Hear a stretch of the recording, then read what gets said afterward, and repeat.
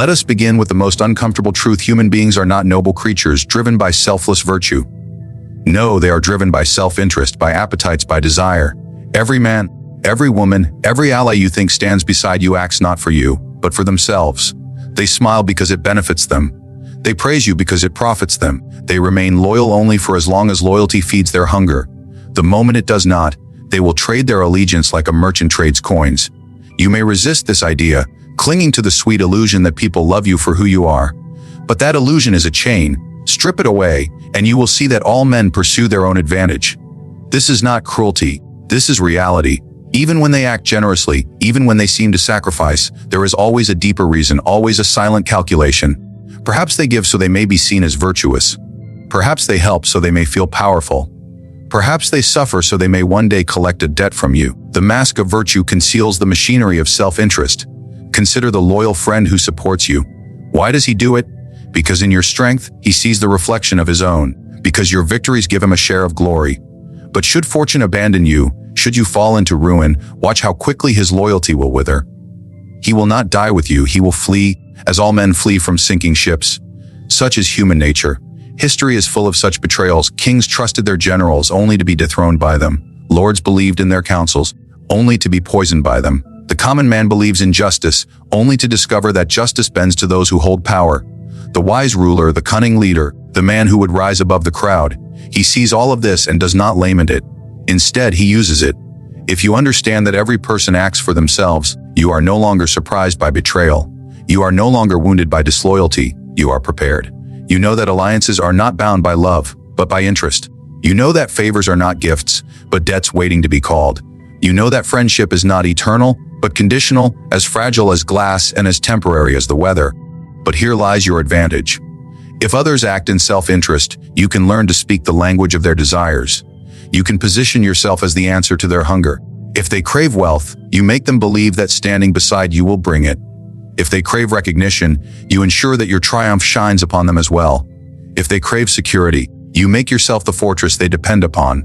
In doing so, you bind them, not with empty promises of love, but with chains of necessity. And chains of necessity are far stronger than chains of affection. Do not mistake me, I am not telling you to abandon all alliances. I am telling you to see alliances for what they are. Temporary exchanges of benefit, they last only as long as both sides profit. The man who sees them as eternal is the man who will be crushed when the tides shift. The man who knows they are temporary is the man who will move with the tides and never drown. Even in the smallest matters of daily life, the pattern is clear. Why does the merchant smile at you? Because your coin fattens his purse. Why does the servant bow? Because your favor secures his place. Why does the crowd cheer for a ruler? Because they hope for bread and spectacle. Remove the bread, remove the spectacle, and the same crowd will riot, tear down statues, burn the throne.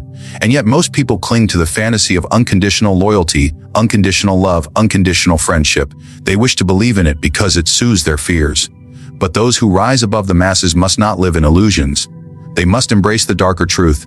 You must ask not what a man says, but what he seeks. Not what a man promises, but what he desires. Not why he praises you, but what he hopes to gain from your rise. Even the noblest acts are touched by self-interest. A man who dies for his country dies for the immortality of his name. A mother who sacrifices for her child does so because her child is her blood, her legacy, her continuation in this world. Even love, the purest of all illusions, is bound by self-interest. Lovers stay until passion fades, until desires shift, until the cost of staying outweighs the pleasure of remaining. When you strip away the poetry, what remains is a transaction often unspoken but never absent. The advantage is not in lamenting this reality but in mastering it. Once you accept that human nature is self-serving, you no longer misplace your trust. You do not lean on frail promises. You do not bind your fate to another's word. Instead, you prepare. You build your position so that others depend on you more than you depend on them. You offer benefits so they have reason to stay, yet you guard yourself so that if they depart, you remain unbroken. This is how the wise rule and the ambitious rise. They do not expect loyalty for loyalty's sake. They do not confuse friendship with devotion. They do not believe words over actions. They measure every alliance by its use, every friend by his value, every promise by the weight of its outcome. In doing so, they are never surprised when men reveal their true colors. They are not shaken when the mask of virtue slips. They anticipated it, prepared for it, and even used it to their advantage. So the first truth you must grasp, the foundation upon which all other truths rest, is this: human nature is self-serving. Every action, every alliance, every gesture is driven by interest, whether hidden or declared. The world does not revolve around loyalty, nor around virtue, nor around fairness. It revolves around advantage, and those who understand this truth seize it before others can even comprehend it. Power is not what you hold in your hand. It is not armies, nor gold, nor titles. Power is what men believe you hold. It is perception, not reality, that bends the world. A ruler without soldiers can still terrify a nation if the people believe he commands legions. A pauper can wear the garments of wealth and be treated as a lord if he convinces others of his riches. The truth of your strength matters little. What matters is what others think your strength to be. Understand this: reality is fragile, perception is immortal. Men cannot see into your heart, nor measure your resources, nor count your weapons. They see only the image you present, the shadow you cast upon their minds. If that shadow is large enough, if it inspires fear or awe, then you have power even without substance. But if that shadow is small, if you appear weak or uncertain, then even your real strength will be dismissed, and men will test you, push you, crush you. Consider the lion. It is feared not because every man has seen it kill, but because the image of its fangs, the echo of its roar, lives in imagination. A king who cultivates such an image becomes untouchable, even when his armies are wary, even when his treasury is empty. But a king who reveals his weakness, who lets the world glimpse his trembling hand, is undone the moment he does so. The perception of weakness is death, while the perception of power is survival. History bleeds with examples of rulers who understood this truth. Many conquered not because they had the greatest force, but because they made others believe resistance was futile. Armies surrendered before battle because they feared a legend greater than reality. Princes held their thrones because their enemies believed them unshakable, though in truth their palaces were cracking. And the opposite is also true. Men of great might have been overthrown because they appeared weak, hesitant, unsure. You must therefore master the art of appearances. Speak with confidence even when uncertain. Display wealth even when poor. Surround yourself with symbols of power, for symbols are stronger than facts. Men are ruled not by reason but by imagination, and imagination bows to appearances. The cloak of authority matters more than the substance beneath it. To look strong is to be strong, for men act not on truth but on what they perceive to be truth. Ask yourself, why do crowns hold such magic? A crown is only metal, yet when placed upon a head, it transforms a man into a sovereign. Why do robes command reverence? They are cloth, yet when worn, they make even the frailest priest a figure of power. These are illusions, yet they govern the behavior of millions. The wise man does not laugh at these illusions, he wields them. He understands that men are enslaved by appearances, and that by mastering appearances, he commands their obedience. Think of the general who marches his army in circles, raising dust to appear larger than he is. The enemy spies return with reports of a vast force, and the enemy retreats without a fight. That general has won through perception, not reality. Think of the ruler who feigns wealth, throwing coins in public squares while his coffers are nearly empty. The people believe him prosperous, and merchants flock to his city, pouring real gold into his treasury. The illusion becomes truth. But beware, for perception is a blade with two edges. If you are careless, if the illusion shatters, your downfall is swift. Men forgive weakness hidden, but they do not forgive weakness revealed. Once the veil is torn away, once they glimpse that you are smaller than your shadow, they will despise you for deceiving them. They will not see cunning, they will see fraud. Therefore, guard your image as you would guard your life. Protect the illusion, nurture it, feed it, never allow it to crack. And remember this, men judge not by the truth of your deeds, but by how those deeds are told. If you win a battle but appear uncertain, they will whisper of your weakness. If you lose but frame it as a tactical retreat, they will praise your foresight. Control the story, and you control reality. Do not let others tell your tale, for they will strip you of your shadow. Tell it yourself, and they will believe even lies, because men crave belief more than they crave truth. The art of power, then, is theater. Every word you speak, every gesture you make, every image you allow the world to see must serve to magnify your presence. Even silence can be powerful if it creates mystery. Even distance can inspire fear if men believe you plot beyond their sight. The powerful are rarely those who reveal everything, they are those who reveal only enough to provoke awe, leaving the rest to imagination. Look at how the world treats symbols. A flag is only cloth, yet armies die for it. A throne is only wood, yet men kneel before it. A title is only words, yet it commands obedience from strangers. These are not realities, they are perceptions dressed as truths. But because men believe in them, they become more real than stone. Such is the strange alchemy of power. Illusion becomes substance the moment it is believed. Thus you must ask yourself not how strong you are, but how strong you appear. Not how much wealth you hold, but how much wealth others think you possess. Not how secure you are, but how secure others perceive you to be. Appearances govern action, reality governs little. Men cannot act upon what they do not see, and so they act upon what they believe they see. To master that belief is to master them. Power is perception, not reality. To understand this is to walk among men as a magician walks among children. He deceives, yet the deception is truth to them. He conjures nothing, yet they see wonders. And while they marvel, he commands their awe, their obedience, their submission. So too must you command the perception of others, for in their eyes lies the throne you seek. Would you like me to proceed to keynote 30? Morality is a tool, not a rule, in the same Machiavellian tone and length. Let us strip away another comforting lie. Men speak often of morality, of virtue, of principles carved in stone. They tell you there are lines that must not be crossed, codes that must never be broken, and rules that bind all equally. But this is an illusion crafted by those who wish to keep you obedient. The truth is this: morality is not a universal law. It is not a rule that governs all. It is a tool used by the powerful to control the weak, and discarded by the wise when it no longer serves their purpose. Consider how rulers throughout history draped themselves in the robes of virtue. They preached honor, justice, faith, and righteousness to the masses, convincing them that obedience was holy, that sacrifice was noble, that loyalty was moral. And yet behind closed doors, these same rulers plotted treachery, betrayal, and conquest. They did not live by the codes they demanded of others. They used morality as a leash, and those too knave to see through it were led like cattle to the slaughter. If you cling to morality as an absolute, you become predictable, and the predictable are easily manipulated. If you are bound by rules that you refuse to break, your enemies will craft traps designed to force you into ruin. They will know you will not lie, so they will demand truth from you until it destroys you. They will know you will not betray, so they will surround you with traitors who exploit your trust. They will know you will not deceive, so they will deceive you with ease. The man who worships morality as unchanging law shackles himself, and those who understand this use his shackles against him. But do not mistake this lesson. I am not telling you to abandon morality altogether. No, I am telling you to wield it. Morality, when used as a mask, is one of the most powerful weapons you can carry. Men trust those who appear virtuous. They follow those who speak of justice. They obey those who wear the cloak of righteousness. To appear moral, even while acting otherwise, grants you an advantage that raw force cannot. For men will forgive cruelty if it is framed as necessity. They will accept lies if they are told in the language of virtue.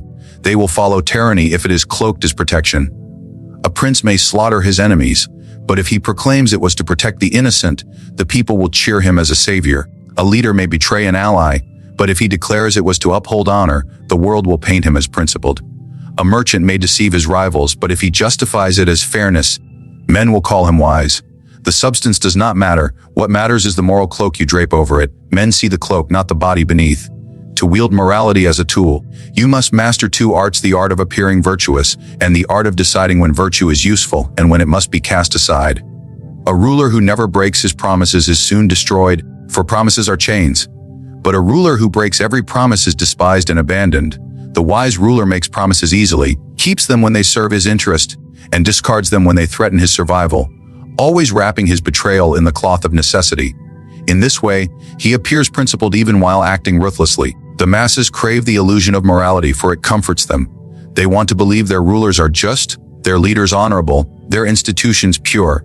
Feed them this illusion, and they will obey even as you tighten your grip. Deny them this illusion, and they will rebel even if your rule is gentler than another's.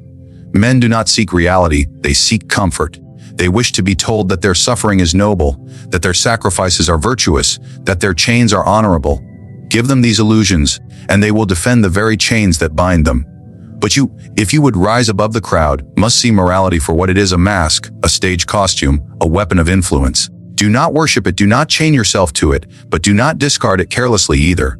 A man who flaunts his ruthlessness too openly earns only hatred, and hatred breeds enemies. A man who hides his ruthlessness beneath a cloak of morality earns loyalty, even from those he manipulates. Better to be thought just while acting unjustly than to be thought unjust even when acting fairly. History remembers not truth, but perception. The conqueror who slaughters innocents but writes of liberation is remembered as a liberator. The ruler who breaks laws but claims divine command is remembered as chosen by the heavens. The general who betrays his allies but proclaims victory in their name is remembered as a hero. Morality is a narrative, and those who control the narrative control the legacy. Even in your daily life, this principle holds. Men will judge you not by the reality of your actions, but by how morally you frame them. If you fail, Present it as a sacrifice for a greater cause, and they will call you noble. If you succeed through ruthless means, present it as necessary for justice, and they will call you honorable. The truth of what you did matters little. The story you attach to it matters everything. The knave cling to morality as if it were divine law. The wise understand it as an instrument. Sometimes it is the sword you strike with, sometimes it is the shield you hide behind, and sometimes it is the mask you wear so no one sees your true face. Those who cling to morality as a rule are slaves to it. Those who wield it as a tool bend the world to their advantage. Men speak of luck as though it were a goddess who blesses some and curses others. They imagine fortune as a wheel that spins blindly, lifting some to power while casting others into ruin. They pray to it, curse it, and blame it for their failures. But fortune is not blind. Fortune bends to those who are prepared. She is cruel to the hesitant, merciless to the idle, but she kneels before those who anticipate her movements and strike at the exact moment others hesitate. You must understand, fortune is not chance, it is opportunity meeting readiness. The unprepared man sees an opening and lets it pass, paralyzed by fear, blinded by doubt. The prepared man sees the same opening, seizes it without hesitation, and fortune crowns him for it. Most men spend their lives waiting for perfect conditions, for the stars to align, for certainty to arrive. But the world belongs not to the cautious. It belongs to those who sharpen their blades long before the battle begins, who build their foundations long before the storm arrives, who act while others are still whispering of risks. Preparation is the true coin with which you purchase fortune.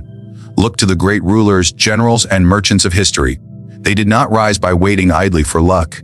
They rose because they laid traps, built alliances, gathered resources, and trained their minds to strike when the moment appeared. Alexander the Great conquered the world not merely by chance, but because he had studied his enemies long before he faced them. Caesar did not seize Rome by waiting patiently. He prepared his legions, secured loyalty, and when fortune presented the river Rubicon, he crossed it with confidence while others debated endlessly. Fortune is ruthless. She does not reward those who deserve, but those who dare. She does not favor the moral, the kind, or the just. She favors the one who is ready when the gates open. And readiness is not built in moments of glory, but in the shadows of discipline. It is forged in long nights of planning, in years of sharpening skills, in silence while others waste their time. When the moment arrives, those who prepared quietly strike loudly, and the world calls them lucky. But luck is merely preparation in disguise. Yet there is another dimension to this truth. Preparation alone is not enough. One must also possess ruthlessness, the willingness to act without hesitation, to cut away doubt, to claim what others fear to touch. Many men are prepared but lack the nerve to act, and so fortune passes them by. They stand at the edge of opportunity, staring into it, but unwilling to leap. The ruthless man, however, leaps without hesitation because he has armed himself for the fall. It is not recklessness, it is calculated ferocity. You must learn this balance. Do not act without preparation, for that is folly. Do not prepare without action, for that is paralysis. The advantage belongs to the man who prepares relentlessly and then acts ruthlessly. This is the one fortune serves, for he is the only one worthy of her gifts. Think of the hunter who sharpens his arrows before the hunt. When the prey appears, he does not fumble, he does not hesitate, he releases his arrow without pause. That is preparation turned into victory. Now imagine another hunter who has arrows unsharpened, a bow unstrung. The prey appears, yet he scrambles and it escapes. That man curses fortune, but fortune did not betray him, his lack of preparation did. The same truth governs every arena of life and politics. The man who prepares networks of influence before a crisis seizes power when others collapse in war. The general who builds supply lines and anticipates the enemy's weaknesses wins battles before the first sword is drawn. In commerce, the merchant who studies markets and builds reserves strikes at the perfect moment when rivals are unprepared, and fortune delivers him victory. And always remember, fortune favors not only preparation, but those prepared to be ruthless when the moment demands it. Many see opportunity but shrink from the cost it demands. They hesitate to offend, to sacrifice, to betray, to risk. But opportunity is a flame that dies quickly, and hesitation is water poured upon it. The ruthless man does not hesitate. He accepts the cost, he acts, and he secures fortune's reward. The weak will tell you to wait for the right time. The wise know that the right time rarely arrives fully formed. The right time is created by preparation, and it is claimed by ruthlessness. If you prepare endlessly but never strike, you die with your plans unfulfilled. If you strike recklessly without preparation, you die with your ambitions shattered. But if you prepare as though fortune will never come, and act as though she is already at your door, you will master her. Fortune is a mistress who despises the timid. She belongs to the bold, the cunning, the relentless. She cannot be begged or bribed. She cannot be tamed by prayers or excuses. but she can be seduced by readiness, and she can be captured by those who strike swiftly when she reveals herself. The man who waits for fortune to smile upon him dies waiting. The man who prepares, who sharpens his weapons, who builds his foundations, and then pounces when fortune opens the smallest crack. That is the man she rewards. So you must ask yourself, when fortune appears, will you be ready? When the opportunity comes, will you act without hesitation? Or will you be like the countless many who watch fortune pass them by, blaming the gods, cursing bad luck, never realizing that it was their own lack of readiness that doomed them? The difference between ruin and triumph is not luck. It is preparation, sharpened by ruthlessness, wielded in the exact moment the world hesitates. Fortune favors no one. Fortune favors only the ruthlessly prepared.